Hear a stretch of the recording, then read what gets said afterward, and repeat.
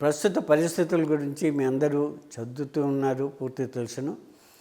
కానీ దేశ ప్రధాని నరేంద్ర మోదీ గారు, తర్వాత అమిత్ షా గారు, రాజ్నాథ్ సింగ్ గారు డిఫెన్స్ మినిస్టర్ గారు, అజిత్ దోవల్ గారు, జయశంకర్ గారు చాలా ముఖ్యమైనటువంటి లీడర్గా మనకి దొరకడం మన అదృష్టం.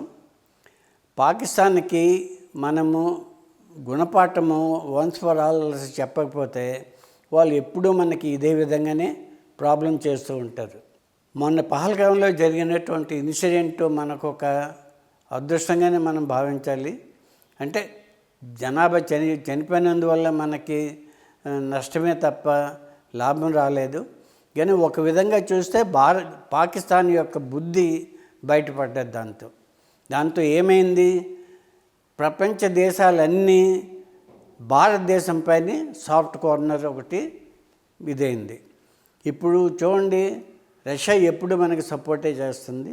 ఈవెన్ అమెరికా కూడా మనకి డైరెక్ట్గా సపోర్ట్ చేస్తుంది. యూరోపియన్ కంట్రీస్ అన్నీ సపోర్ట్ చేస్తున్నాయి. ఇజ్రాయెల్ సపోర్ట్ చేస్తుంది.